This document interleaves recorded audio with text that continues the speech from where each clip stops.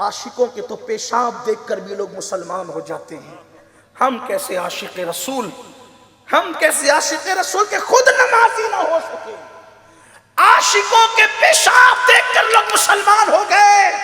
हम कैसे आशिक रसूल के खुद नमाजी, जो खुद नमाजी ना हो उसे इश्क रसूल के दावा करने का हक क्या है?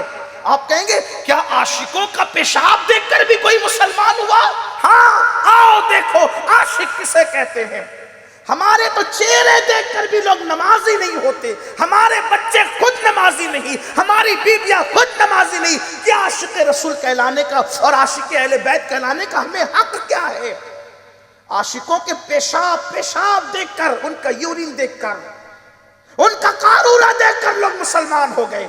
ये बात मैं नहीं कह रहा अपनी तरफ से, ताउसुल उलमा सैयदुत ताइफा हजरत जुनैद बगदादी कहते हैं, मेरे मामू मेरे पीर और मुर्शिद हजरत सैयदना सिर्र सख्ती बीमार हुए। सिर्र सख्ती उस आशिक रसूल का नाम है कि जिसने पूरी जिंदगी कभी जमीन को पीठ नहीं लगाई, कभी नहीं सोते थे। सिर्र सख्ती रात भी जगते थे और दिन भी जगते थे सिर्फ इबादत कर। एक दिन सैयदुत ताइफा जुनैद बगदादी ने कहा पीर और मुर्शिद से, सरकार सोते नहीं।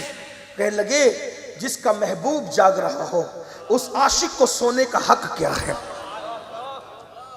जिसका महबूब जग रहा हो उस आशिक को सोने का हक क्या है? एक दिन सिर्र सख्ती बीमार हुए। उसी बीमारी के आलम में ताउसुल उलमा सैयदुत ताइफा हजरत जुनैद बगदादी ने कहा मुर्शिद किसी अच्छे तबीब से इलाज करा ले। फरमाया हमारे बगदाद में जितने बड़े हकीम और तबीब इस वक्त नजर आते हैं उनमें से क्या कोई यहूदी है, कोई नसरानी ईसाई है?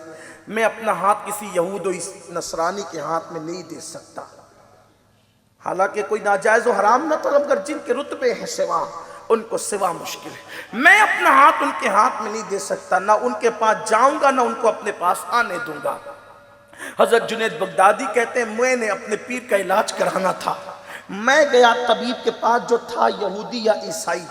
मैंने उससे कहा कि मेरे मामू और मेरे पीर बीमार हो गए हैं, लेकिन ना तुम्हें आने देना चाहते ना वो खुद आना चाहते हैं, अपना हाथ तुम्हारे हाथों में देना नहीं चाहते क्योंकि तुम यहूदी हो।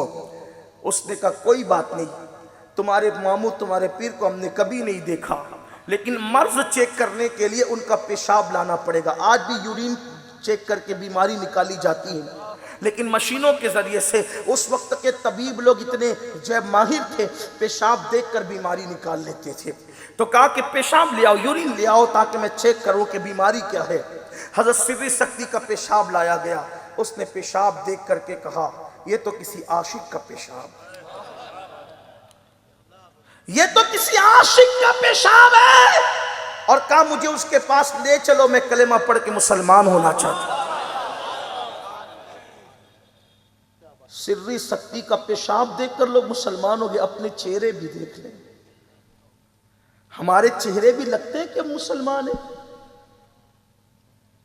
यहूद नसारा मुशरिकों की तरह चेहरे बना के रखें और गालियां देने से, नफरत करने से, बुग़्ज़ और कीने रखने से माज़अल्लाह चेहरे पे लानतें बरस रही है। हराम खाने से चेहरे पे लानतें बरस रही है, ज़िना करने से चेहरे पे लानतें बरस रही है। अरे मोमिनों के चेहरे तो वो थे कि लोग चेहरे देख करके मुसलमान हो जाया करते। अरे चेहरा तो बड़ी बात है, अब इससे बड़ी दलील क्या दूं? चेहरा तो चेहरा होता है, तलवा तो तलवा होता है। मोमिनों के आशिकों के पेशाब देखकर लोग कलेमा पढ़ के मुसलमान हो गए और हमारे घर को मुसलमान न कर सके। बेटियां बेपर्दा घूमे, बेटे दाढ़ी मुंडाए, बेटा काम ना करे तो बाप कहता है अगर तू काम नहीं करेगा तो मेरे घर से निकलना। कभी ये भी कहा अगर दाढ़ी मुंडाएगा तो मेरे घर से निकल जा। कभी ये भी कहा बच्चा स्कूल ना जाए तो मार पीट मचाते हो, स्कूल जा वरना खाना नहीं मिलेगा। कभी ये भी कहा नमाज नहीं पढ़ेगा तो खाना नहीं मिलेगा।